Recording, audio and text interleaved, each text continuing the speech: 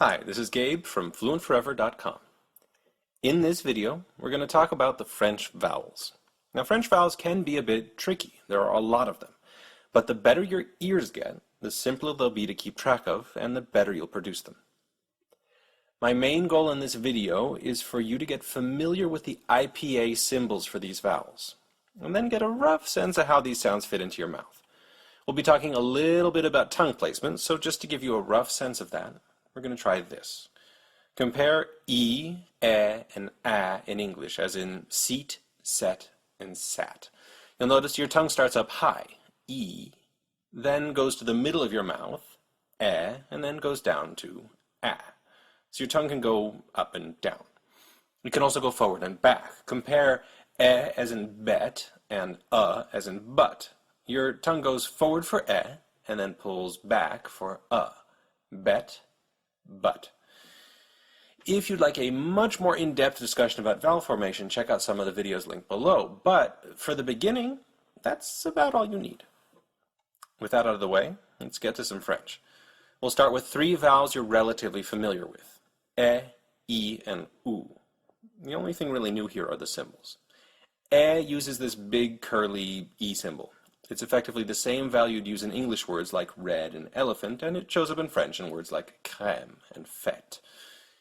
E uses a lowercase I in IPA.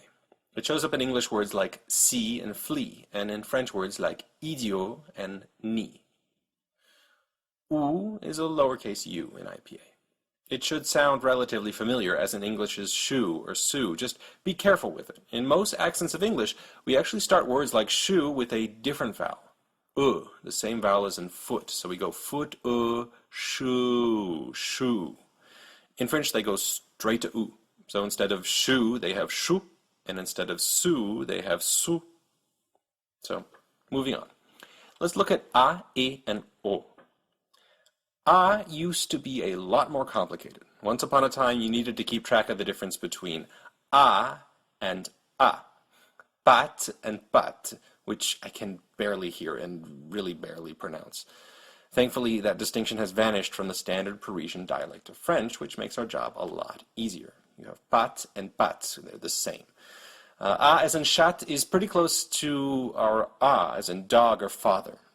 The French variant A is a little more forward in the mouth than the American A, so your tongue is a little more towards the front of your mouth, about halfway towards the American A.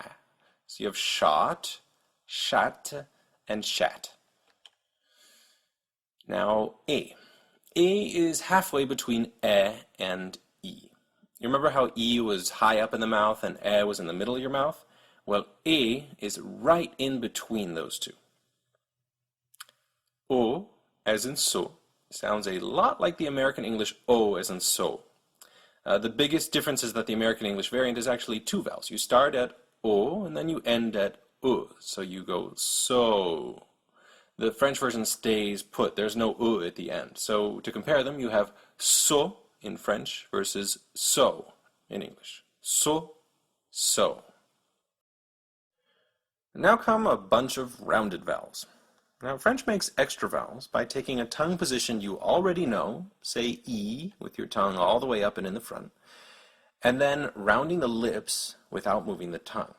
So if you take E as in C and round your lips without moving your tongue at all, your tongue should stay all the way up in the front, as high as it can go, E. Then you get E, U, as in su. So that's E, U, E, U. The only thing I'm doing is rounding my lips. If you start with, let's say, instead, where your tongue is all the way in the front, but now in the center of your mouth position, and then you round your lips, you get as in You can do this also with the American vowel as in but. You should keep your tongue still in the back center of your mouth, and then round your lips, orbite. So to compare them directly, English has but, and French has but. But, but. There is a fourth rounded vowel, that's as in que, which is based on the tongue position of French's e. Your tongue should be way up in the front, fairly high up, and then you round your lips, f, que. Occasionally you'll see another vowel symbol, a schwa, it's an upside down E, but this is basically the exact same sound as our last vowel, It's just that it's usually in syllables that are so unaccented and fast that you can barely hear what vowel they're saying at all. Que and pelouse, but really, they're the same vowel. Last but not least, we have 3 nasal vowels in French. These are vowels that allow air to escape through the nose at the same time as through your mouth. Now, English has these too. English actually uses nasal vowels right before we say any words that end in N or M. And if you listen carefully, you can hear them. It's the difference between a as in cat and a as in can't.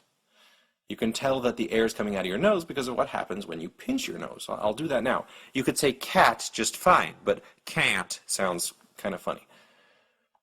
The only special thing about French is that they say the nasal vowel, but they don't actually say the N's or the M's afterwards. It'd be as if we said can't instead of can't. French's 3 nasal vowels are en, which basically has the tongue position of en. You'll see this in words like ange and vent. They have un, which has the tongue position of un. This vowel shows up in words like insecte and parfum. And last, on, which has the tongue position of o. On. You'll see this in words like montre and non. And that, thankfully, is it. To quickly review, you have 3 relatively familiar vowels, e as in crème, I as in idiot, ou as in chou. You have 3 vowels that are slight modifications of vowels you know. A as in chat, E as in évier, and O as in seau. You have 4 rounded vowels where your lips go into a circle. That's U as in su, E as in œil, O as in botte, and E as in queue, which has the same sound as the schwa, that upside down E, as in pelouse. And you have 3 nasal vowels. En as in ange, un as in insecte, and on as in montre. And that's it for all the sounds of French. Next up, a small handful of spelling rules. See you then.